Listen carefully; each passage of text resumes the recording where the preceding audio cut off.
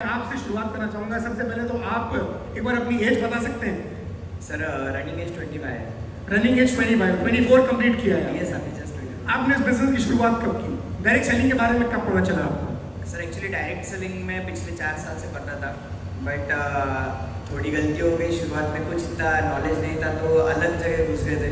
But 2019 में हमें वापस ही अपॉर्चुनिटी मिली सितंबर में। मतलब अभी तक तकरीबन हमें 2 साल हो चुके हैं अभी। और जब शुरुआत किया वेस्टेज में, मतलब 2 साल पहले से हमने शुरुआत की सर। लगभग 2.5 साल हो गया। 2.5 साल, हाँ 2.5 साल हो गया। सितंबर में 3 साल हो जाएंगे। 3 साल पूरे हो जाएंगे। राइट। तो कैसा रहा सफर आपका? कोई पहले से कोई बैकग्राउंड है? आपके फादर क्या करते हैं? फैमिली बैकग्राउंड कैसा है? सर एक्चुअली मेरे पिताजी का दूध का व्यवसाय, जो दूध का व्यापार है, वो एक्चुअली लातूर डिस्ट्रिक्ट में रहते हैं महाराष्ट्र में। और मैं एजुकेशन के लिए पुणे में आया था। पुणे में मेरी सॉफ्टवेयर इंजीनियरिंग हुई, डिप्लोमा हुआ। फिर डिप्लोमा होने के बाद मुझे ऐसी ही एक कॉल आया, क्योंकि जॉब तो नहीं थे पुणे में ऐसे, तो मुझे एक डायरेक्ट सेलिंग के द्वारा ही एक 2 पहिए वाली कंपनी से कॉल आया था। फिर उस कंपनी में चला गया सर एजुकेशन के दौरान ही। फिर उस कंपनी के साथ जाते वक्त फिर मुझे ये अपॉर्चुनिटी के बारे में, प्रेस्टीज के बारे में तो कुछ भी पता नहीं था। और क्योंकि हमें भी पता है कि अलग हम कोई ऑर्गेनाइजेशन में जाते हैं तो अदर ऑर्गेनाइजेशन के बारे में बुरा भला ही कहा जाता है, तो हमने कभी इधर उधर देखा नहीं। फिर घर वालों से एक्चुअली डायरेक्ट सेलिंग में आया और एजुकेशन जैसे ही कंप्लीट हुआ मैंने करियर दे दिया डायरेक्ट सेलिंग को। मतलब जॉब भी लगी थी, जॉब मैंने तकरीबन 2 महीने की, और 2 महीने के बाद मुझे ऐसा लगा यार मुझे जॉब नहीं करना है, मुझे डायरेक्ट सेलिंग करनी है, जो भी करना है उसमें। आपके घर वालों ने, पापा ने रोका नहीं आपको? यहाँ कितने ऐसे हैं जो अंडर 25 है, यानी कि 25 साल से उनकी उम्र कम है? Quite a lot of people, काफ़ी सारे ऐसे हैं जो 25 साल से कम किए हैं। आपको ध्यान से सुनने की ज़रूरत है। राहुल, आपने ऐसा क्यों सोचा कि डायरेक्ट सेलिंग को आपको करियर देना है? आपके फैमिली ने रोका नहीं क्या? सर एक्चुअली मैंने ऐसा ही एक प्रोग्राम देखा था दिल्ली में, पुरानी कंपनी में, जब मैं कुछ भी नहीं था, मुझे कुछ भी इंफॉर्मेशन नहीं थी, बट ऐसे कुछ माहौल देखा था तो ऐसा लगा यार डायरेक्ट सेलिंग में कुछ तो बहुत बड़ा हो सकता है। क्योंकि जॉब में जाता था सर, मुझे 12,000 सैलरी थी स्टार्टिंग में। कितनी थी? 12,000 रुपये सैलरी। 12,000 रुपये? Yes sir. फिर मैंने बोला यार 12,000 में आपका कुछ भी नहीं चलेगा, तो मैंने बोला डायरेक्ट सेलिंग करना है। और बाहर से मेरे दोस्तों के द्वारा घर में पता चल गया कि आपके बच्चे ने जॉब छोड़ दी है। और जिस दिन सर घर में ऐसे पता चला कि मैंने जॉब छोड़ दी है, उसके बाद सर मुझे आज भी याद है 2.5-3 साल मेरे मम्मी से और पापा से मैंने बात नहीं की। मतलब 3 साल मेरे मम्मी पापा ने मेरा मुंह भी नहीं देखा और मैंने भी उनका मुंह नहीं देखा। रहते आप एक ही घर में थे? नहीं, मैं पुणे में रहता था, वो गाँव में रहता था। अच्छा, वो गाँव में रहते थे, आप पुणे आ गए, आपने बात ही नहीं करी उनसे? एक्चुअली घर में पता चल गया तो मैंने डर की वजह से सर कॉल ही नहीं उठाया 3 साल उनके, जब तक मैं सफल नहीं हो पा रहा था। और 3 साल मतलब मुझे पता है, और घर वालों को मैं बात करता था तो मुझे पता था कि ये मुझे डिस्ट्रैक्ट करेंगे, इमोशनल कर देंगे, क्योंकि पुरानी ऑर्गेनाइजेशन बहुत अलग थी सर। मतलब पैसे इन्वेस्टमेंट और ये ऐसे ऑर्गेनाइजेशन थी, और मुझे पता था कि मनी रोटेशन वाले ऑर्गेनाइजेशन में थे पैसे, मतलब जिसमें सिर्फ पैसा ले लो और उसके बाद कोई प्रोडक्ट नहीं है, कोई रिपर्चेज नहीं है, उस तरीके के ऑर्गेनाइजेशन में था। तो फिर घर वालों ने कहा अरे हमने ऐसे बहुत सारे, मतलब पहली बार पापा से जब बात की, मुझे नहीं पता था, पापा को पता चल गया। और पहली बार जब पापा से बात की तो पापा ने मुझे कहा कि तुझे मिलना है तो कहाँ पे है। मैंने पहली बार मेरे लाइफ में ऐसा देखा कि पापा ने मुझे ऐसे रूडली बात की। मैंने बोला मैं जॉब पे हूँ, मैंने झूठ बोला, क्योंकि मैं छोटा सा, मुझे आज भी याद है 19 साल एज कुछ तो थी, और मैं जॉब पे बोला, मैं जॉब पे तो नहीं था। तो पहुँच गया मेरे विप्रो की कंपनी में जहाँ पे मुझे जॉब लगा था पुणे में। तो मुझे उनका वापस कॉल आया, मुझे पता चलेगा कुछ तो कांड बहुत बड़ा हो गया। फिर सर मैंने पापा का कॉल उठाना बंद कर दिया। 1-2 दिन पापा मेरे बहन सिस्टर के यहाँ पे पुणे में रहे। फिर उन्होंने 2-3 दिन में मेरा कॉल नहीं उठा तो निकल गया। फिर उनका काम तो व्यापार तो चालू था। 1 महीना हो गया, 2 महीने हो गए, 3 महीने हो गए। एक बार मम्मी का कॉल आया, तो मैंने दिवाली का टाइम था और मम्मी का कॉल आया और मम्मी रो रही थी जोर से फोन पे, बेटा तू घर पे आ जा, हमें पैसे की जरूरत नहीं है, घर पे बहुत सारा पैसा है, पापा का बिजनेस है, तू ये कर ले, वहाँ पे मत जा। बट सर एक मतलब जो अभी मैंने आज बहुत सारे लीडरशिप भी सुने, जिसको डायरेक्ट सेलिंग की आदत लगी वो कुछ नहीं कर सकता, मतलब बाहर नहीं जाएगा। तो फिर मुझे वो दिन आज भी याद है सर। मम्मी रो रही थी, मैं दिवाली का टाइम था, मैं रोते बैठा रूम पे, मतलब जहाँ पे मेरा फ्लैट था पुणे में, रोते बैठा। और मुझे ऐसे एक लीडर ने कहा कि घर वाले इमोशनल करेंगे तो इमोशनल मत होना। फिर मैं एक्चुअली टूट चुका था, वापस स्ट्रॉन्ग हो गया। मैंने ठान ली कि घर वालों को कॉल नहीं उठाना। फिर एक दिन वापस पापा का कॉल आया, मेरे हिसाब से दिवाली के 2-3 दिन बाद कॉल आया, और उन्होंने मुझे डायरेक्टली कहा कि तेरा और हमारा रिश्ता आज से खत्म, तुझे जो करना है तू कर ले, हमें पता है तेरी बर्बादी फिक्स है। अच्छा, बर्बादी फिक्स कर दी? पापा मुझे आज भी मेरे पापा अभी भी सुन रहे हो गए, क्योंकि लाइव उनका चला, वो सुन रहे हो गए। तो उन्होंने मुझे कहा था तेरी बर्बादी फिक्स है, तो इसमें मत पड़, तू दूध बेच चलेगा बट तू ऐसे बिजनेस मत कर। तो मैंने कहा नहीं, मैं ये करूँगा, मैं सफल होऊंगा। बट सर वहाँ पे बहुत मेहनत करते थे, मुझे आज भी याद है सर। मैं अभी पुरुषोत्तम सर को सुन रहा था तो मेरे पुरानी यादें आ रही थी, क्योंकि हम सुबह 7 बजे घर से निकलते थे, रात को 9-10 बजे तक, जब तक हमारा काम कंप्लीट नहीं होता हम लोग घर पे नहीं जाते थे। तो वहाँ पे भी अच्छा मैं इनकम कर रहा था। बट एक बात ऐसी आई सर 2019 में, मुझे उठा के लेके गया देशपांडे सर के सामने, मुझे कई लोगों ने उठा के लेके गए, मतलब मुझे झूठ बोल के उनके पास लेके गया। मतलब मेरी रियल स्टोरी देखा जाए तो वेस्टेज की जर्नी ऐसी शुरू हुई, मुझे झूठ बोला गया कि आप, मतलब मेरा कुछ तो उनका पर्सनल एक ये था, तो उनको आपको सिर्फ वहाँ पे 5 मिनट का काम है बोला। मैंने देशपांडे सर मुझे हर बार टाइम क्या करते थे, लोगों के प्याऊ बेचते थे यहाँ के यूथ के, फिर मैं क्या करता था, मैं मेरे उधर के प्याऊ बेचता था, ये मेरे भी प्याऊ दिया। मतलब मैं ऑलरेडी पुरानी कंपनी में अच्छा इनकम कर रहा था, तो फिर मैं उनको मेरा प्याऊ बेचता था। मेरा मतलब हमारी सामने सामने कोई मुलाकात नहीं होती थी। एक दिन उन्होंने मुझे बोला कि सिर्फ 5 मिनट, मतलब मुझे उनके पास, मैं बोला मैं नहीं आऊँगा। मैं उनके ऑफिस के नज़दीक गया और मुझे कई लोगों ने उठा के डायरेक्ट ऑफिस में उनके सामने बिठाया। तकरीबन मुझे याद है सर 17 सितंबर 2019 की बात है, हमारी 4-5 घंटे मीटिंग चली। पहले तो मैं ऐसे अकड़ में बैठा था, अरे ये क्या मुझे बताएंगे, मैं तो ऑलरेडी पैसा कमा रहा हूँ, क्योंकि सर 19 साल में 50,000 कमा रहा था उस टाइम। मेरे लिए वो बहुत बड़ी बात थी, क्योंकि 12,000 की सैलरी का और 50,000 कहाँ पे। और मैंने फिर सर के सामने बहुत आकड़ के मैं बैठा था, यार तुम कितना भी करो मैं टूटूंगा नहीं, जैसे खून में घुसा था XYZ। तो फिर मैंने बोला, फिर आखिरी में सर ने एक बात पूछी, तुम पैसे कमा रहे, तुम्हारे साथ कितने लोग पैसे कमा रहे? मेरे दिल में सर वो बात लगी, मेरे सच्ची मन में आया कि मेरे साथ एक पर्सन नहीं था जिसका पे आउट था। मैं तो पैसे कमा रहा था, बट मेरे साथ एक भी बंदा नहीं था कि जिसका पे आउट था। तो फिर सर ने मुझे वही कहा कि इसके लिए तुम्हें वेस्टेज करना है। और मुझे याद है कि भैया के साथ मेरी बात करवा दी सर ने, तो मैंने सर को एक ही बात बोला। और सर एक बात ऐसी थी, वहाँ पे ट्रेनिंग ओवर बैक हुआ था, जहाँ पे मैं अदर ऑर्गेनाइजेशन में था। 17 सितंबर को मेरी ट्रेनिंग थी, जहाँ पे 100-150 लोग ऑलरेडी बैठे थे और मैं सर के कैबिन में बैठा था। और सबको ये लगा ये अभी सर अभी तक नहीं आ रहे, ट्रेनिंग तो लोग तो आ गए। फिर मैंने डायरेक्टली इसे और मेरे कई लीडर को मैसेज डाल दिया कि आज मेरी तबीयत ठीक नहीं है और मुझे 2 दिन कॉल मत करना कोई भी, और ट्रेनिंग कोई तो कंडक्ट करना तो कैंसिल कर दो डायरेक्टली। तो फिर सर को मैंने एक ही बात पूछी, बहुत रोया सर, मुझे याद है आज वो दिन कि बहुत रोया, रात पूरी रोया था मैं, क्योंकि वो मतलब बहुत मैंने मतलब घर वालों से नहीं, मेरे पूरे दोस्त मेरे टूट गए, सीधा सी मैंने ये बात घर वाले छोड़ दी है। रिलेटिव मेरे को बोलने लगे ये फालतू चक्कर में पड़ रहे हैं, इससे कॉल, मतलब इतनी निगेटिविटी मेरे बारे में फैलाई गई थी। सर को मैंने पूछा, सर मैं पुरानी कंपनी वालों को क्या कहूँ, या लोग मुझे पूछेंगे तो मैं क्या कहूँ? तो सर ने एक ही बात मुझे उस दिन सिखाई कि बेटा एक ध्यान में रखा, किसी ने भी तुझे पूछा तो एक बात बोलना कि तू पहले स्कूल में था, अभी तो यूनिवर्सिटी में आ चुका है, और वेस्टेज एक यूनिवर्सिटी है। तो मैंने उस कॉन्फिडेंस के साथ खुश हो गया, चलो यार अपना नेटवर्क है, हम क्या करेंगे, पुराने मेरी टीम को बुलाऊंगा। सर पुरानी टीम को बोलने के लिए गया, और मुझे तो मैं वेस्टेज में आया था उस कॉन्फिडेंस के साथ, अरे ये तो मेरे लिए बहुत आसान है। और जिस दिन सर दूसरे दिन मैंने सबको एक जगह बुला के लिया, मुझे लगा सब लोग आएंगे, और सर सबने मेरे बारे में गलत मैसेज फैलाना चालू कर दिया पूरे महाराष्ट्र में, क्योंकि सर महाराष्ट्र में सब जगह मेरी टीम थी उस टाइम। कोई नहीं आया आपके साथ? सर मेरे साथ सिर्फ 2 लोग आए थे, एक कीर्ति आई थी और एक अमोल बोल के जो 21 साल का, जो कृतिया वाइफ बन गई है, जो कीर्ति वाइफ थी, वो भी एक्चुअली पुरानी कंपनी में हमारी वो आई थी, और हमारी एक्चुअली वो भी MBA HR है बाय प्रोफेशनल, और वो जॉब के लिए आई थी। और वहाँ पे उसने भी ऐसे बड़े मॉल में मुझे स्टेज पे से सुना था, तो हमारे एक्चुअली रिलेशन में आ गए। फिर कोई भी नहीं आया, ये इसने भी लगा कि पर यहाँ एक डिस्क्लेमर है कि आपको अपनी डाउनलाइन के साथ ऐसा कुछ नहीं करना जैसा राहुल ने किया है। ये एक्सेप्शन है, कई बार ऐसा हो जाता है, पर ये सबके लिए नहीं है। तो सर एक्चुअली इसने भी कुछ शुरुआत में मुझे कहा कि हमें करना नहीं है, मैं तो नहीं आऊँगी। फिर मैंने एक ही काम किया, मैं अभी कुछ नहीं किया, इसको तो लेके जाना पड़ेगा।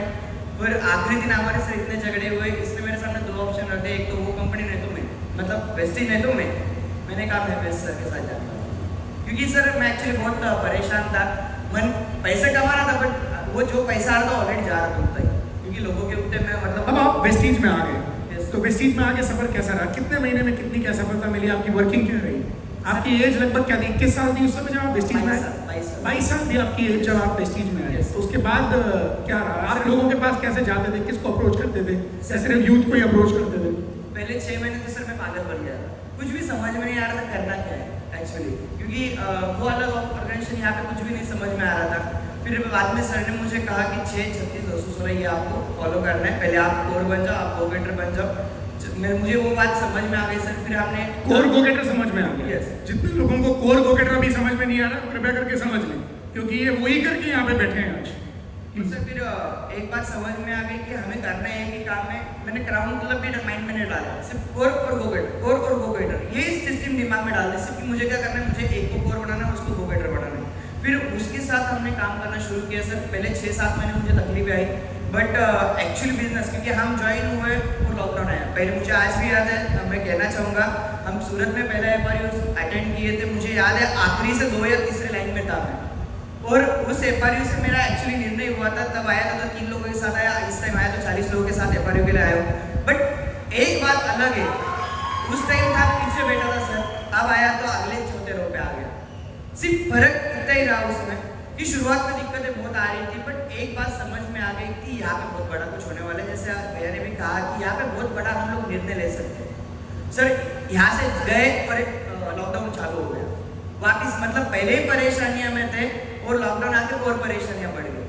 फिर एक बेनिफिट था, ये सीखी हुई थी, मेरा एजुकेशन के डिप्लोमा था तो इसका नॉलेज नहीं था। तो इसमें कहा हम लोग, जैसे विनिंग टीम ने पहली जूम मीटिंग की, मुझे कुछ भी नहीं, मतलब एक्चुअली जूम भी मैंने ओपन नहीं किया था। तो हमने जूम ऐप ओपन किया, फिर हमने प्लान शो चालू किया जूम के द्वारा। मतलब मैं आज सर कहूँगा कि मेरी जितनी भी टीम है 99% टीम पूरी ऑनलाइन के द्वारा मेरे साथ जुड़ चुकी है। 99%। आप किसी को जानते नहीं थे पहले से? सर मेरा पूरा नेटवर्क, 2 लोग छोड़ गए, मतलब ये 2 लोग भी अपना नहीं है मेरे लिए, 100% नेटवर्क सर कोल्ड कॉलिंग, 100%। एक भी मेरा नज़दीक का दोस्त नहीं है बिजनेस में, क्योंकि पुरानी कंपनी में सर पूरा मैं पहुंच चुका था। ना रिलेटिव है, ना दोस्त है, ना रिश्तेदार, कोई नहीं है मेरे। कैसे करते हैं कोल्ड कॉन्टैक्टिंग, कैसे करते हैं, थोड़ा सिखा दीजिए। आज बहुत सारे लोग बैठे हैं। सर कोल्ड कॉलिंग जैसे कि हम लोग फेसबुक पे कोई पोस्ट आती है तो पोस्ट पे हमें नंबर मिलते हैं, कॉन्टैक्ट्स मिलते हैं, तो हम लोग उन्हें डायरेक्टली कॉल करते थे। जैसे अभी मुझे किसी का भी, मैं ये नहीं देखता था कि कौन से पोस्ट पे नंबर है, सिर्फ नंबर मिल जाए बस, नंबर 10 डिजिट दिखते हैं, 10 डिजिट मिल जाए बस। तो वो डिजिट मिल रहा है तो मैंने एक काम शुरुआत किया सर, उसके ऊपर कॉलिंग करना शुरू किया। फिर मैंने एक सिस्टम उसमें लगाई थी। अभी जैसे कि कोई पर्सन है, मुझसे कॉल करता हूँ तो डायरेक्टली मैं उसे कॉल करता हूँ, सर नमस्ते, मैं राहुल बात कर रहा हूँ। एक्चुअली हम एक प्रोजेक्ट के ऊपर वर्क कर रहे हैं, जिस प्रोजेक्ट के द्वारा आज हजारों लोगों के लाइफ में एक एक्स्ट्रा इनकम सोर्स आज रहा है। और सर हमें ऐसे पता चला है कि आज आपको भी कई इनकम सोर्स की जरूरत है। तो वो ये नहीं बोलता MLM तो नहीं है, वो मेंबर बनाने का काम सर तो नहीं है, मेरे को नहीं करना। शुरुआत में बहुत सारी ऐसी दिक्कतें आई, बट लॉकडाउन में ऐसी चीज थी कि लोगों को जरूरत ही थी। हम ऐसे चीज सिस्टम में काम, क्योंकि लॉकडाउन में सभी को पैसे की जरूरत थी और सभी को घर से कुछ ना कुछ करना था। तो मुझे एक बात तो पता चली कि सब कोई ना कोई अपॉर्चुनिटी देखना तो जूम पे आएगा, और हमारा एक ही काम होता कि उसको कुछ भी करके सिर्फ जूम पे लाना है। ये हमने माइंड में सब लीडर लोगों ने फिक्स किया था। और जब वो जूम पे आता था तो उसके बाद आप उनको व्हाट्सएप पे लिंक भेजते थे? व्हाट्सएप पे लिंक भेज देते। पहले हम लोग उन्हें कहते थे कि आप इंटरेस्टेड होगे तो आप मुझे व्हाट्सएप पे हाई मैसेज आइए, नहीं होगे तो मुझे बता दीजिए, मेरे पास बहुत सारे अपॉइंटमेंट बाकी है, आपको नहीं है तो ऑलरेडी लोग वेटिंग पे। ये लाइन, ये हाईलाइट करने की लाइन है, अंडरलाइन, कि अगर आप इंटरेस्टेड है तो हाई भेजे, वरना हमारे पास बहुत सारे और लोग हैं जिनको हमको इनवाइट करना है। सामने वाले की ईगो भी हर्ट नहीं होनी चाहिए, हमें किसी की ईगो हर्ट नहीं करना है, पर उसे ये बता देना है कि हमारे पास बहुत सारे और, हम बहुत बिजी हैं, हमारे पास बहुत सारे और अपॉइंटमेंट्स हैं, प्लीज। तो फिर सर हमने देखा उसमें रेशियो बहुत बढ़ने लगा, मतलब मैं ग्रुप पे भी हर टाइम शेयर करता था। कोविड में हमारी एक भी मीटिंग सर 100 लोगों के नीचे कभी हुई नहीं आज तक। सब नए लोग, 100 नए लोग, 100 लोग नए लोग, 100 लोग नए लोग एवरी टाइम होते। कभी कभी मैं सर से रिक्वेस्ट करके उनकी लिंक मंगाता था, क्योंकि मेरे मीटिंग में तब लोग मतलब लिमिट कम थी और लोग ज़्यादा हो रहे थे। तो फिर सर वही आज हमने शुरुआत की। फिर उसमें सर पहले 3-4 महीने में जो कुछ भी, मतलब जो परेशानियां हमारे दिमाग में बैठी थी बिजनेस कैसे करे, वो बिजनेस ऑटोमेटिकली चल पड़ा उसमें, क्योंकि लोग आने शुरू हो गए। और सर फिर वही करते करते फिर बहुत सारे वापस टीम आई, टीम गई, ये दिक्कतें तो शुरुआत हुई। ऊपर नीचे होता है, ये बिजनेस है। Yes, but sir after Covid के बाद जब हमने एक देखा तो सर हमने एक्चुअली सर मैक्सिमम मेरा 90% बिजनेस हमने एग्रीकल्चर में खड़ा किया था, क्योंकि मैं गाँव में था उस टाइम। और मुझे एक बात पता, क्योंकि कोविड के वेस्टेज में आने के बाद तो हमारे सब घर वालों ने एक्सेप्ट कर दिया था, मतलब वेस्टेज में आने के बाद, क्योंकि वेस्टेज के प्रोडक्ट्स के रिजल्ट इतना है, मतलब हमारी शादी भी वेस्टेज के प्रोडक्ट की वजह से हुई। ये हमारे पास रियल, हमारे पास एग्जाम्पल है, क्योंकि एक रियलिटी हमने देखा जाए तो घर वालों को पॉजिटिव करने के लिए हमने कई वेस्टेज के प्रोडक्ट शेयर किए, सर के साथ बात करवा दी। और सर को मुझे याद है, मेरे पापा का सर को रात को 1 बजे कॉल आया था, क्योंकि सर के बारे में सिर्फ पापा को पता था। तो मेरे पापा ने उनको कहा, सर मैं आज पूरा फ्री हो गया कि मेरा बेटा आपके पास आ गया, जो बुरी और अप्लाइड मेंटर की इसीलिए जरूरत है।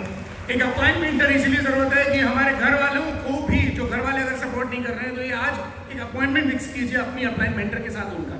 वो उनको भरोसा दिलाएंगे कि you are in safe hands, आपका बच्चा या आप खुद सेफ हैंड्स में हैं। तो सर फिर उसी दौरान फिर हमने एग्रीकल्चर में काम करना शुरू किया। सर आज देखा जाए तो मेरे पास तकरीबन ऑल ओवर महाराष्ट्र में सर कोई डिस्ट्रिक्ट नहीं है जहाँ पे मेरी टीम नहीं है। महाराष्ट्र में एवरी डिस्ट्रिक्ट में सब जगह पे आज मेरे लोग वर्किंग करते हैं और तकरीबन अभी तक सर मैंने 28,000 लोगों को प्लान दिखाया है। 28,000 लोगों को प्लान दिखाया है, इंक्लूडिंग ऑनलाइन? यस, ऑनलाइन में। सर अभी कल ही एक्चुअली ये प्राउड फील बात है सर, वेस्टेज क्यों करना है इसके पीछे का मैं रीज़न बताऊंगा। कल हम लोग यहाँ पे बैठे थे सर, और पिछले हफ्ते हम यहाँ पे आने से पहले हमारी एक मीटिंग हुई थी कोल्हापुर में, और सर उस मीटिंग के वीडियो न्यूज़ चैनल पे आ गए कोल्हापुर।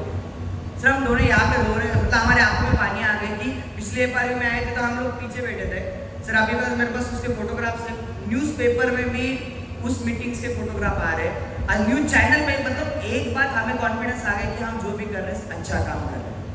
और फिर इसके द्वारा सर आज देखा जाए तो ऑल ओवर महाराष्ट्र में हमने काम खड़ा किया, और वो करते करते मतलब आज जहाँ पे भी जाते हैं वहाँ पे टीम खड़ी होती है। सर कभी कभी ऐसे फील होता है कि कहाँ पे भी जाते हैं तो लोग मिलने आते हैं, और एक टाइम ऐसा था हम लोगों के पास जाते तो लोग भाग के जाते थे, मतलब जहाँ पे भी जाते थे। राहुल, क्या आपका एवरेज चेक है, क्या हाईएस्ट चेक रहा आपका वेस्टीज से?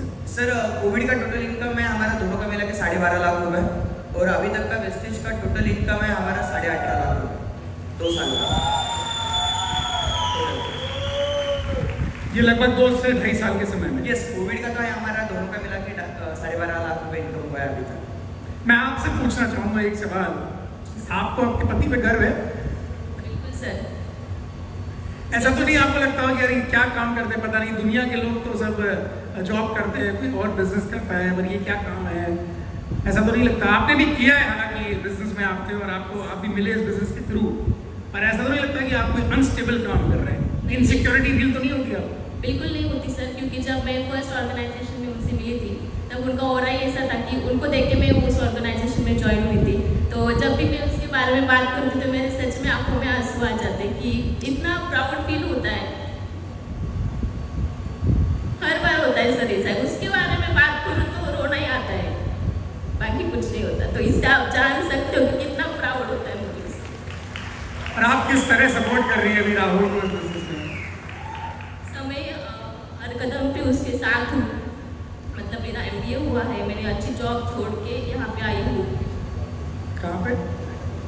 एक बार माइक दीजिए। एक्चुअली ये जब मैंने वेस्टेज में आया तो इसने मेरा साथ छोड़ दिया था, मैं फ्रैंकली बोलता हूँ, क्योंकि इसको मेरे ऊपर भरोसा नहीं था। अब सही बात निकल के आई है। और फिर ये गई जॉब के लिए, तो मैं सर को बोला सर वो जॉब करना चाहती है, सर ने बोला करने तो कोई दिक्कत नहीं है, तुम वेस्टेज कर लो। फिर सर उसको, क्योंकि उसका एजुकेशन अच्छा हुआ था ऑलरेडी, अच्छी यूनिवर्सिटी से वो पास आउट है, तो उसको MBA HR थी पुणे में, उसको टाटा कम्युनिकेशन में जॉब भी मिला।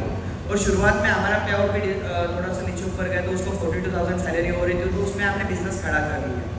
तो ऐसे करते करते उसको मतलब एक्चुअली हेल्थ तो आज देखा जाता हम दोनों career as a full time इसमें आज हमारे साथ पूरी टीम हमारे साथ फुल टाइम में वर्क कर रही है।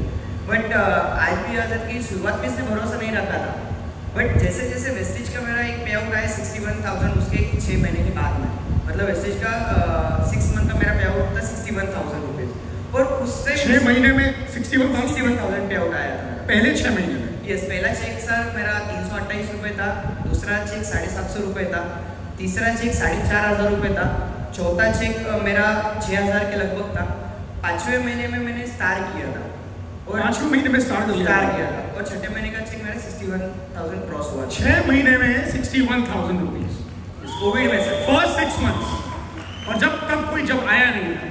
यस।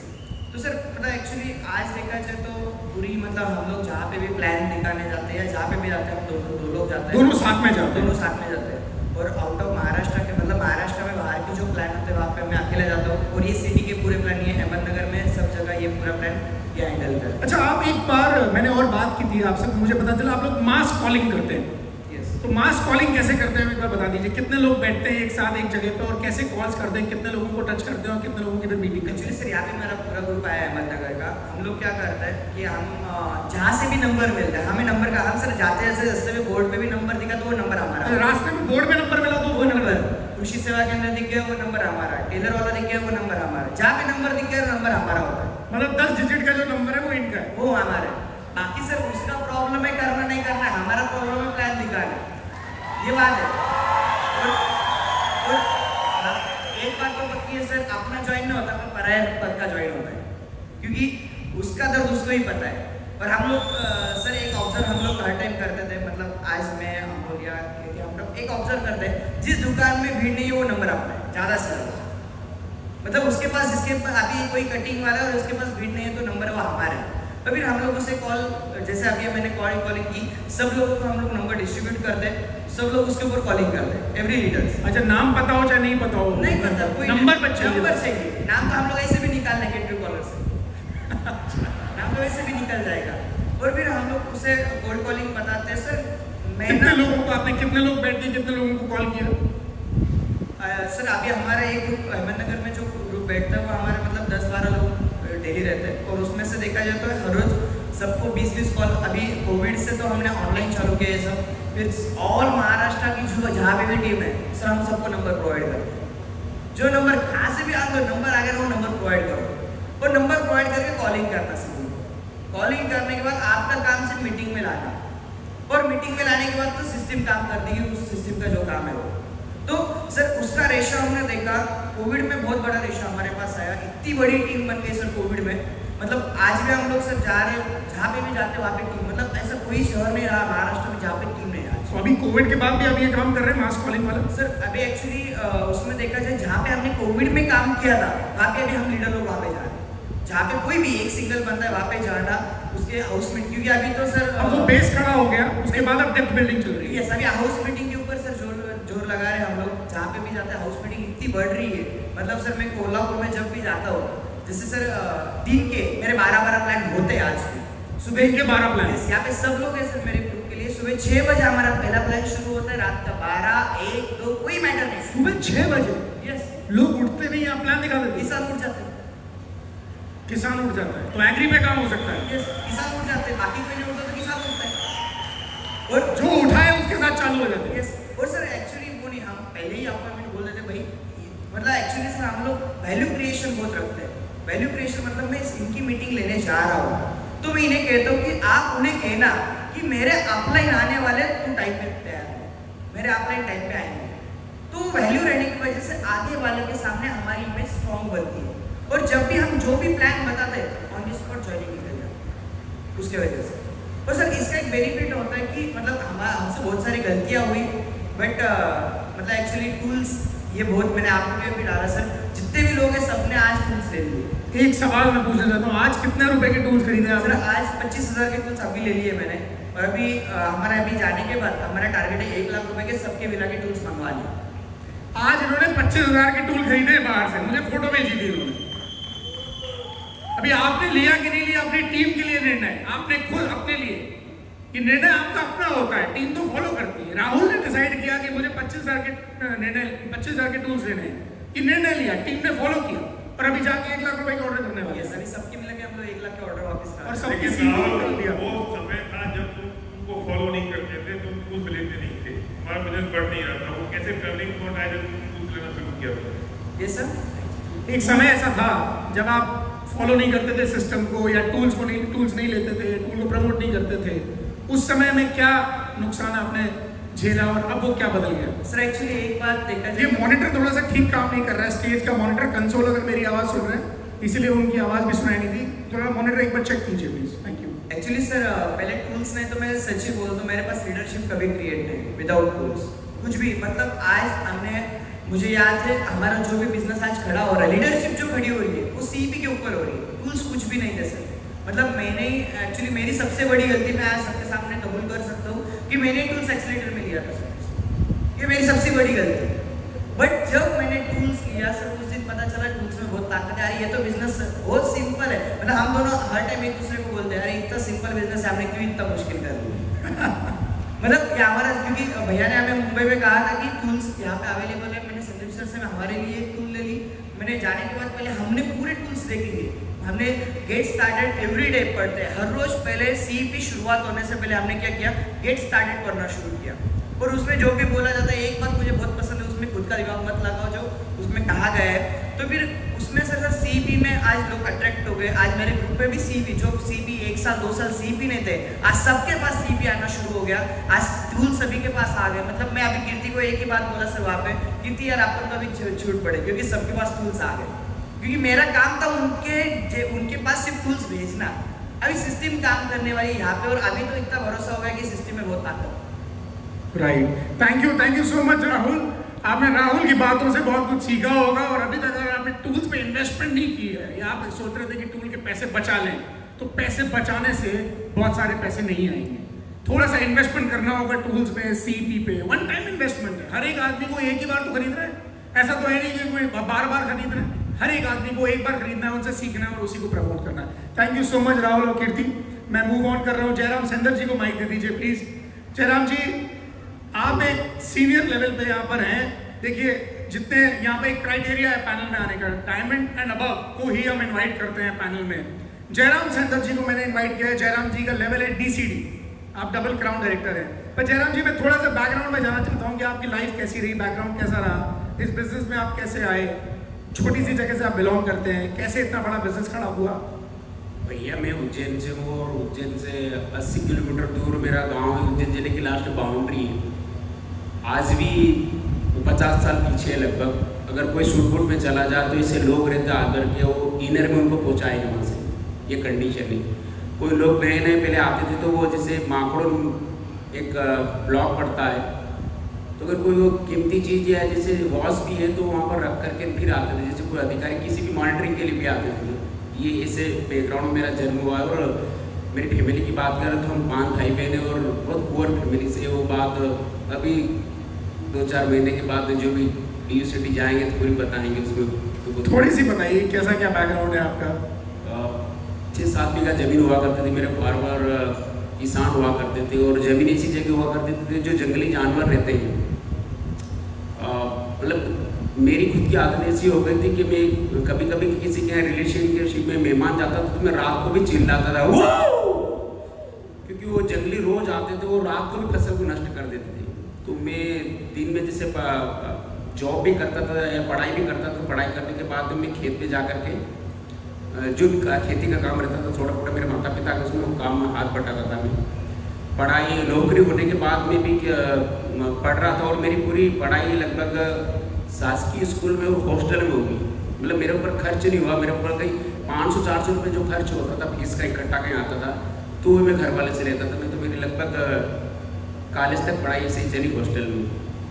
और जब पढ़ते टीचरशिप की जॉब निकली तो मैंने आवेदन किया, तो भाग्य से जॉब लग गई।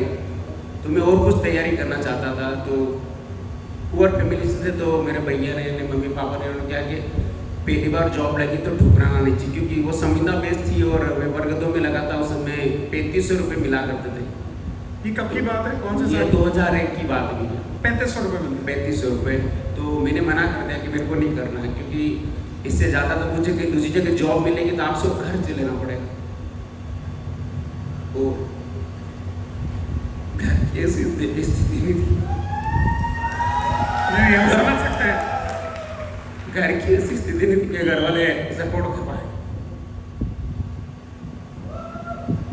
तो मेरे बड़े भैया आए, उन्होंने कहा नहीं, आप अपना समय लीजिए। मैं कंसोल से रिक्वेस्ट करूंगा पानी की बॉटल्स और टिश्यू पेपर यहाँ रखवा दें प्लीज पोडियम पे जी। तो घर वाले मम्मी पापा ने और बड़े भैया ने उन्हें समझाया कि पहली जॉब है, ठुकराना नहीं चाहिए। तो उन्होंने ऐसा बोला कि तू ऐसा करके तेरी पढ़ाई भी कंटिन्यू करना, और उसी गांव में स्कूल खुल रहा था मिडिल स्कूल, तू यही ले ले। मैंने चलो ठीक है, घर पे कम से कम रहेंगे तो ये जितनी आ रहा है ये तो बचेगा। तो मैंने गांव पर वही लिया। उसके बाद में क्या कि घर पे अपन देखते थे स्थिति ऐसी थी, तो आगे की पढ़ाई को फिर मैंने पढ़ते कंटिन्यू किया। वैसे मैं MSc हूँ, MA हूँ, DEd हूँ, BEd हूँ, हिंदी मुद्रा लेखन हूँ, सब जॉब में आने के बाद में किया। मतलब बहुत सारी जो डिग्री शिक्षा विभाग होती है वो कोई नहीं छूटी हुई, सब आपने पढ़ाई की? वो सब मैंने जॉब के साथ में पढ़ाई की। उसके साथ में मैं खेती में भी हाथ बटाया करता था। डायरेक्ट सेलिंग बिजनेस कब आया आपको? डायरेक्ट सेलिंग बिजनेस से आया कि मैंने 10-12 साल जैसे गांव में जॉब कर रहा था। फिर 2004 में 3 में शादी हो गई, 4 या 5 में बच्चे का जन्म हुआ।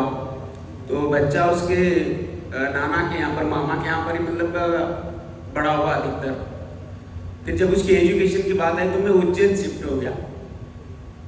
उज्जैन थोड़ी सैलरी भी बढ़ गई थी क्योंकि 10-12 साल हो गए थे, तो 25-30 हज़ार रुपये आने लग गए थे। मैं उज्जैन से जब स्कूल के लिए जाता था तो मैं प्रकाश जी मेरे अपलाइन स्पॉन्सर, उनके घर के सामने से जाता था। ये कब की, कौन से साल की बात है? ये 2016 अप्रैल मई जून की बात है, पर मैंने उस समय ज्वाइन नहीं किया था। तो इन्होंने मेरे को फ़ोन किया कि सर आप स्कूल जाओगे कल? मैंने की जी सर, कि मैंने मेरे घर की एक दुकान का ओपनिंग रखा हुआ है, मैं किराने की दुकान डाल रहा हूँ और उसमें मैंने ऐसे सवाल पार रखा है, तो थोड़ा बहुत समय निकाल लेंगे तो आपकी बड़ी कृपा होगी। तो मैंने कहा ठीक है, जा तो रहे उधर से। तो इन्होंने बुलाया तो मैं स्कूल से जल्दी आ गया उधर से। तो वहाँ पर देखा कि वहाँ 30-40 लोग बैठे और विक्रम माल्या जी का ही इंतजार कर रहे हैं। फिर वहाँ आकर के मुझे पता चला कि यहाँ पर काय की दुकान थी, वेस्टेज की मीटिंग है। तो मैं इस चीज़ से क्या कि कुछ परिवार में रिलेशनशिप में कुछ लोगों ने ऐसी पता नहीं चिट फंड मनी सर्कुलेशन को कंपेयर कर रखी थी, मुझे जानकारी थी नहीं, क्योंकि मैं प्रेशर हूँ। तो उनको कोई सफलता नहीं, कोई आपको डायरेक्ट सेलिंग एक्सपीरियंस नहीं है? हाँ, मुझे कुछ भी एक्सपीरियंस था। तो मैंने उनको देखा था तो उन्होंने को कोई सफलता नहीं मिली थी, तो दिमाग में नेगेटिविटी थी कि ये इंडस्ट्री ऐसे लोगों की है जिनके पास में कोई रोजगार नहीं है, या बिल्कुल ऐसे उठे गिरे निकम में इस प्रकार के लोगों के लिए। दूसरी ओर थर्ड ये बन गई कि मैं वेस्टेज को वेस्टेज के नाम से बोलता था कि पहले से? हाँ, पहले से इसलिए बोलता था कि मेरे गांव में कुछ ऐसे लोग रहते थे जो कुछ निम्न तबके के थे, उनके पास में मैंने वेस्टेज के साबुन यूज़ करते हुए देख लेते, उनको 3rd क्लास का यूज़ कर रहे होंगे, वो मेरे हिसाब से मैंने यूज़ नहीं किया। वहाँ मीटिंग में गए तो हमने माल्या से ने बुलाया, तो वहाँ जैसे मीटिंग चालू हुई और हम इससे नेगेटिव था, उठ करके वहाँ से एक जहाँ मीटिंग चल रही थी वहाँ से बाहर के एक पेड़ के नीचे हम 10-12 टीचर आकर के खड़े रह गए। वो मालवी जी को कोसने लगे कि अपना समय बर्बाद किया नहीं, रोका नहीं। फिर उन्होंने बोला कि खाना ना बन गया।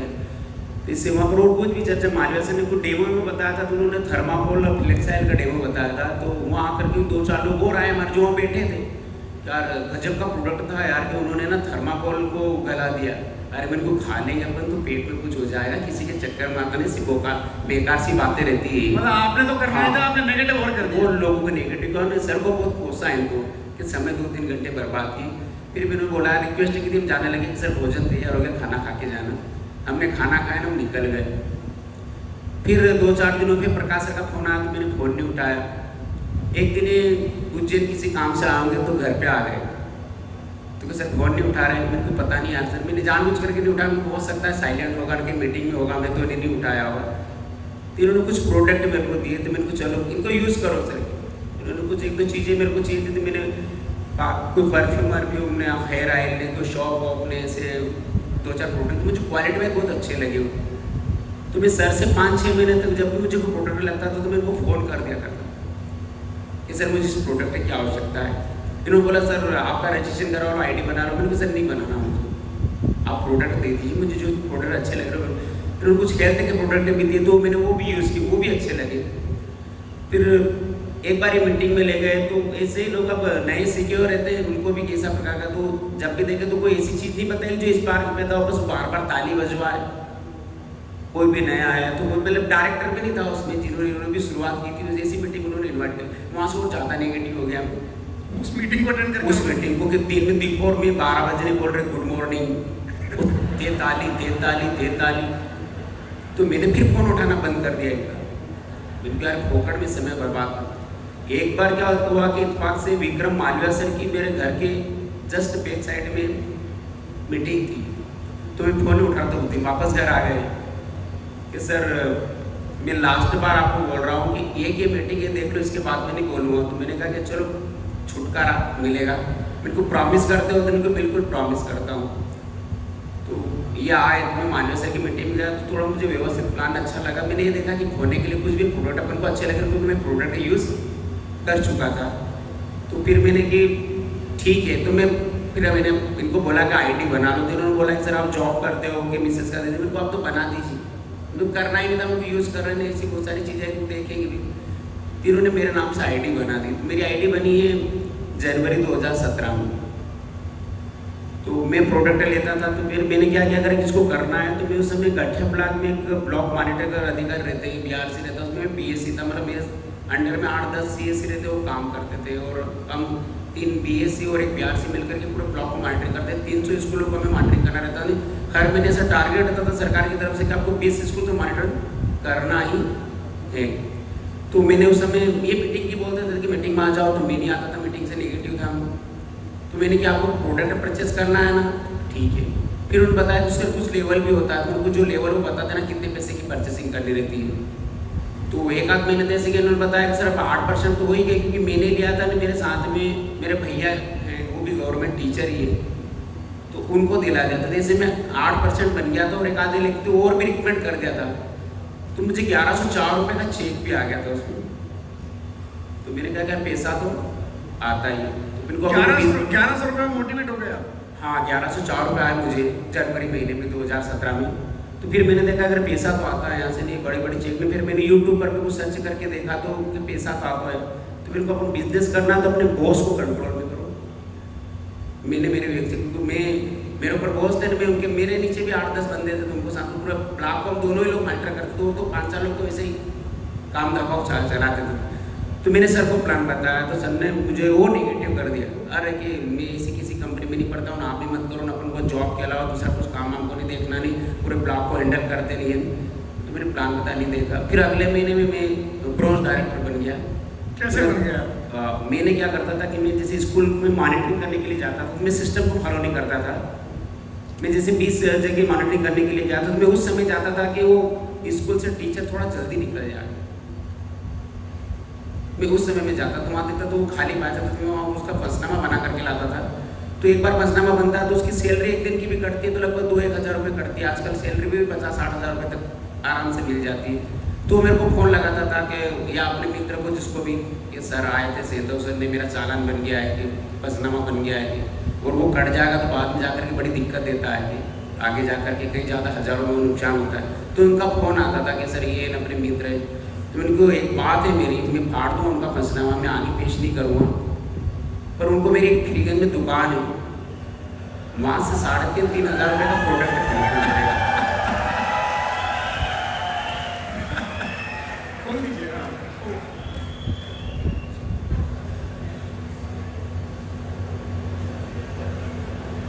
मतलब टॉप लेवल का करप्शन किया आपने इस चीज में। जी भैया, तो उसका भैया गलत तरीके से करते हैं तो मुझे खतरनाक वो भी मिला कि चैलेंज भी आया उससे। तब उससे क्या है कि वो पंचनामा बना है, उनको फड़वा जैसे जो भी अप्लाई में जिसके शंकरलाल चौहान सर, वर्मा सर, जैसे ही लेवल आता था वो कहते थे कि लास्ट 27 तारीख तक।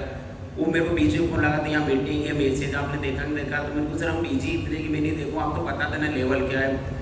तो वही कहते थे, तो मैं 27-28 तारीख को उनको 5-10 को जिनको 10-20 का पंचनामा बना उनको बोलता था कि आ जाओ। तो मेरे लिए उस दिन डिपो पर अलग ही टेबल छुट्टी हुई रहती थी, वो सब आते थे, मैं उनको सामान लिख देता था, उनका रजिस्ट्रेशन कर देता और मेरा लेवल वो अपग्रेड हो जाता था। आप इनको बहुत अच्छा चल रहा। तो मैं दूसरे महीने में सिल्वर और चेक 27,000 का। मीटिंग हुई तो मालविया सर ने और मोटिवेट कर दिया। तो मैं अपन तो क्या, अगर कोई थोड़ा बहुत अचीवेबल आ जाए तो फिर वो चौधरी बन जाते हैं, तन करके चलते हैं। भैया बोलते हैं नहीं कि मार्केट रास्ता सकड़ा नफन छोड़े, ऐसे चलते। और मालविया सर ने बोला कि अभी तक मध्य प्रदेश में सिल्वर डायरेक्टर पर 27,000 का चेक अभी तक किसी का नहीं आया है। इसे मंच पे गए तो उन्होंने से बोले अपन और भी ज़्यादा ही वो खुश हो गए। अब धीरे धीरे क्या हुआ कि इसका इफेक्ट ये हुआ कि हम जो 4 BSc हुआ करते थे उसमें से एक दिव्यांग महिला थी, तो हम उसको ज़्यादा काम का बोझ नहीं देते थे, मिलते थे। पर कभी कभी वो ज़्यादा काम आता तो उनको कुछ बताते तो उसकी ऐसी आदत पड़ गई, उसकी मर्जी से करती थी वो।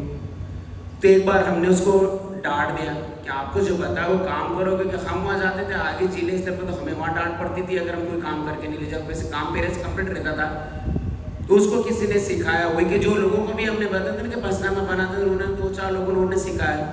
तो गए थे थाने में आवेदन दे करके आ गई और हॉस्पिटल में जाकर के भर्ती हो गई वो, और बॉटल चढ़वा ली और पेपर में दिया, उस जन सुनवाई में गई, न्यूज़ में दिया, सब में कि ये मेरे कहीं वीडियो भी मंगवाया उन्होंने, जहाँ से कहीं मैं जाता था न, वो मैं स्कूल टाइम पे बाद में काम करता था पर वो भी उन्होंने दिखाया। तो वो कंप्लेन की वहाँ से सब प्रकार की, मतलब सब पेपर में न्यूज में सब में दिया उन्होंने। फिर 1-2 महीने तक हम स्थिति रहे कि इस मैडम को यहाँ से हटाएंगे, इसके बाद में बिजनेस को करेंगे। तो उसकी बड़ी प्रक्रिया है, उस प्रक्रिया में नहीं जाए, थोड़ा लंबा समय लग जाएगा, समय कम है हमारे पास। हाँ, तो हमने उसको 2 महीने के अंदर वहाँ से हटाया। उसको ऐसा मजबूर किया, उसकी सैलरी रोक दी। तो सैलरी रुक जाए तो बंदा ऑटोमेटिक जो है वो करता है। फिर उसने सब बताया कि सर मैं इनके बहकाव आ गई थी, इनके कहने से मैंने झूठ बोल दिया। जबकि उसको हमने किसी को प्रेशर से ये प्रोडक्ट नहीं देते कि वो उसने झूठ बोला था, उसको दिए ही नहीं थे। फिर भी कि मुझे जानबूझ करके प्रोडक्ट परचेस करने के लिए मजबूर करते हैं, मैं दिव्यांग हूँ, मेरे ऊपर प्रेशर बनाते ने, मैं मेंटली डिस्टर्ब हो गई, अस्पताल में एडमिट हो गई ने सब। तो थोड़ा हम भी वो हो गए थे, वो थे ना कि नौकरी सब कुछ है, तो हम थोड़ा वो हो गए। उसके बाद वेस्टीज बिजनेस में पेस कब पकड़ा और आप सिस्टम में कब आए? मैं सिस्टम में आया उसके दौरान ही, जैसे जनवरी में और फरवरी में मैं FRU था अपना, तो मैं ताल कटोरा स्टेडियम में मुझे लाए गए। उस दौरान मुझे टिकट सब पहले बुक हो गया था त्यागराज स्टेडियम उस समय 17 में हाँ, ताल कटोरा स्टेडियम में था। तो उसके पहले मैंने टिकट सब बुक करवा लिया, तो लास्ट में मैंने मना कर दिया, पर पता नहीं फिर क्या मन हुआ और मैं चला गया वहाँ पर। तो जब मैंने वहाँ जा करके देखा तो हम 10, 11, 12, 15 लोग आए थे उज्जैन से। तो सब लोग बड़े एक्साइटेड, मैं भी बहुत अच्छा लगा उसमें। क्या यहाँ ये इंडस्ट्री है कि यहाँ से अपन को सब कुछ मिल सकता है बिना खोए हुए। वो चीज़ मुझे वहाँ देखने को सुनने को सब मिली।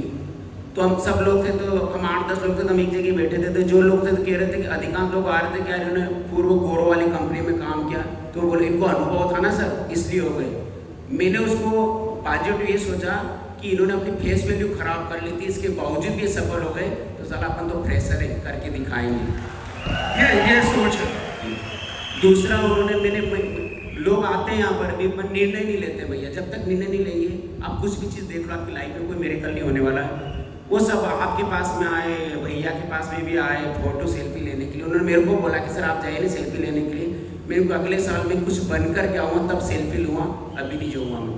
मैंने वहाँ से वो कमिटमेंट लिया। वो अगले FRU में आया, तो बीच में वो जो एक कंप्लेन हो गई थी, उसकी वजह से शिथिलता आई। तो धीरे धीरे जाके कि डायमंड तो हो ही गया था मैं अगले FRU में। उस अगले FRU में डायमंड हो, फिर वहाँ से सिस्टम में आ गए थे।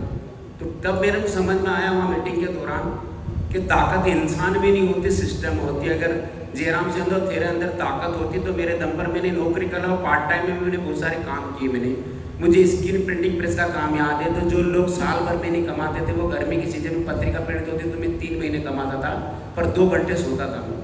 बाइक चलाते चलाते मेरे को कभी बाइक पे नींद आ जाती कि 1-2 बार गाड़ी रोड से नीचे उतर गई थी, क्योंकि मैं दिन में स्कूल में रहता, शाम को आता तो पत्रिका को प्रिंट करता मिलता। फिर कभी पत्रिका का स्टॉकेज खत्म हो जाता तो मैं 60-70 किलोमीटर तो बाइक से रात को पत्रिका लेने जाता था। वहाँ से ले करके रात की 12-1 बजे निकलता था वापस। और किसी का ऑर्डर था कि पत्रिका देनी सुबह, तो उस काम को भी। दूसरा ऑटो पार्ट्स की दुकानें, सब बहुत सारे पार्ट टाइम बहुत सारे बिजनेस में हाथ मारे थे मार्केट में। तो इनको अपने अंदर जो दम होता तो अपन को सफलता मिल जाती। ताकत होती है सिस्टम में, तो अपन को विनिंग टीम एजुकेशन सिस्टम को फॉलो करना है, अपनी ग्रोइंग अपलाइन को। उस समय किसी भी मीटिंग ट्रेनिंग को मिस नहीं करता हूँ, सिस्टम को फॉलो करता हूँ। सबसे ज़्यादा टूल्स को फॉलो करता हूँ। ये मेरी चीज़ में मैं डुप्लीकेट करता हूँ। जैसे जीतन जी दाई माँ है, तो सबसे ज़्यादा टूल्स के ऊपर ही काम करते हैं। कुछ भी नहीं, हमारे पास सब कुछ रेडी है। अगर हम अपनी मैं कहता हूँ कि मेरे में दम होता तो बच जाते हैं मुझे सिस्टम में। दूसरी बात, एक किताब पढ़ने की भी थोड़ी आदत है, तो किताब पढ़ता रहता हूँ। तो मैंने बुक पढ़ी थी, तो वहाँ से मुझे पढ़ने को मिला था कि एक समझदार इंसान होता है, वो सिर्फ अपने आप को बदलना चाहता है, और एक भटका हुआ इंसान होता है, वो दुनिया बदलने की बात करता है, दुनिया बदलना चाहता है। तो उनको दुनिया करे या ना करे, दुनिया सिस्टम को अपनाए या ना अपनाए, अपन को सिस्टम में प्लग होना है। तो जिस दिन से मैं आया, मैं बताया कि पहले 125 PU का कोर्स चलता था। वहाँ जाने के बाद में 2 तारीख को जेब में पैसा है या नहीं है, मैं कोर होता था हमारा। और मेरे जो सर जो बॉस थे, आज वो डायमंड डायरेक्टर है, हमारा कंपटीशन चलता है वहाँ पर कि पहले बिलिंग किसकी हो यूनिवर्सिटी के ऊपर और ग्रुप में प्लेस कैसे हो। आपके बॉस आपके डायमंड हैं? डायमंड है, अभी उन्होंने पूरा मेरे को सबमिट कर रखा है। अब वो मेरे को गुरु मानते हैं। मैं बोलता हूँ कि नहीं सर, तो अलग चीज़, डायमंड है अभी यहाँ पर एक। तो वो बॉस जो कंट्रोल में कर रहा था, आप कंट्रोल में आ गए? हाँ, कंट्रोल में आ गए। नहीं, ऐसी बात नहीं है, वो डाउनलाइन है, उन्होंने सबमिट कर रहा है, बहुत अच्छी बात है। जॉब में वो आपके बॉस हैं।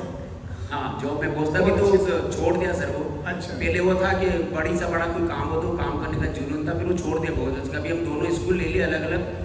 अब मैं 10 से 4 बजे तक टीचर रहता हूँ और 4 बजे के बाद में बिजनेसमैन। मेरे बॉस को भी पता है, उसके बाद में सबको काम बता देगा, पर मुझे नहीं पता का, चाहे वो प्रिंसिपल हो, डीओ हो, कोई भी हो। क्या बात है, अगर आपने ठान ली तो सारी हाँ। चीजें वैसे अलाइन हो हाँ, जाएंगी। उनको सबको पता है क्योंकि वो चीज़ जब हमारी कंप्लेन की तो सब तक गई उनको। तो हमारे ऊपर कार्रवाई इसलिए नहीं हुई कि हम पहले जो हमारा जॉब का काम था ना, वो कोई पूरे जिले में नहीं करता था, उसके पहले हम कंप्लीट करके देते थे। तो उनको ये पता था कि अपना काम ईमानदारी से करते, अतिरिक्त तो कुछ काम करे तो कोई दिक्कत नहीं। और उस समय बीच में हमें स्थिरता इसलिए थी कि आईडी मेरे नाम से थी, फिर बाद में बिजनेस पूरा मिसेस के नाम से ट्रांसफर कर दिया। जयराम जी, क्या आपका हाईएस्ट चेक, एवरेज चेक क्या रहा है? एवरेज चेक भैया मेरा हाईएस्ट लगभग 2 लाख रुपए का रहता है। मैं पासबुक लेकर के साथ में चलता हूँ, जब कोई मीटिंग में जाता हूँ तो कोई कहता है ना कि इससे तो मोबाइल में तो कोई भी दिखा देता है, तो मैं पासबुक दिखाता हूँ। और अगर मेरे पूरी फैमिली की बात करूँ तो लगभग 2.5-3 लाख रुपए को टच करता है, क्योंकि मैंने शुरुआत में ही मेरे परिवार की 3 आइडिया डाल दी थी। हम 2 भाई हैं, 3 भाई हैं, तो दोनों भाई की भी, बड़े भैया की भी, छोटे भाई की भी, और मेरी मम्मी की उम्र 85 साल है। उनकी टाउन लाइन है जितेंद्र जी दाइमा। 2 भैया के नीचे हैं, तो एक मेरे बॉस है जो एक के नीचे डायमंड है, और 2 अगले में अलग अलग क्राउन है। तो 2.5 से 3 लाख रुपए 2.5 से 3 लाख रुपये महीने की इनकम है। और लगभग बिजनेस को मेरी मम्मी की लेकर और मेरी लेकर, मतलब भैया को भी अभी धीरे धीरे पूरे सिस्टम में आ गए हूँ। बिजनेस को अकेला ही मैं हैंडल करता हूँ, लगभग सस्टेनेबल है। तो पासबुक लेकर साथ में चलता हूँ, और बहुत सारे भी अचीवमेंट है। पासबुक मतलब प्रूफ साथ में लेके चलते प्रूफ हैं, साथ में लेकर के चलता हूँ। किसी को अविश्वास ना हो जाए। बिल्कुल, हम कहते हैं कि आप तो सिस्टम के साथ प्लग हुई है।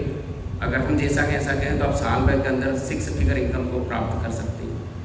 क्या बात है। एक साधारण सी जॉब, मुझे लगता है सैलरी शायद 25 से 30 हज़ार रुपए। जब आपने बिजनेस शुरू किया तब कितनी थी लगभग? उस समय भी ये 40,000 रुपये। 40,000 रुपए थी। तब से लेकर आज 2.5 लाख रुपए पूरी फैमिली इनकम। जी जी भैया। अब आप क्या देख रहे हैं, DUCD कब तक हो रहा है? भैया अगले 90 डेज और कमिटमेंट में अभी DUCD तो भैया अभी भी हो जाए। मेरी 16 लेख ऑलरेडी डायरेक्टर है ना, उसको सिर्फ मेंटेन करने में, वो उसमें किसी में कोई में कभी घट जाती, किसी में 1000-1200 PV जो भी, तो मैं उसमें PV नहीं डालता हूँ अपनी तरफ से। अगर वो बन के होना चाहे तो भी हो जाए, पर जो विनिंग टीम की गाइडलाइन है कि 5 लाख प्लस का चेक, तो कमिटमेंट कर रखा है स्टाम्प पे लिख करके, और पूरा स्टैम्प पेपर पे लिख के कमिटमेंट। बिल्कुल लदानी सर को पता है। अभी वो ये चीज़ें लदानी सर अभी आशीष भाई की शादी में आए थे, तो उनकी मीटिंग हमने अटेंड की थी, ग्रुप मीटिंग की थी हमारे लिए उन्होंने। तो वहाँ से वो बड़ा निर्णय लिया है ठोस में। बहुत बहुत धन्यवाद जयराम जी। गाड़ी वगैरह भी ली है आपने? भैया उसके पहले में लगभग 17 साल हो गए थे जॉब करते, और 2 व्हीलर चलता था। 17 साल से सिर्फ 2 व्हीलर था? हाँ, जब इस सिस्टम में आए तो साल भर के बाद में मैं टॉप मॉडल बलेनो चलाता हूँ। मेरी टीम में 16-17 कार चलती है।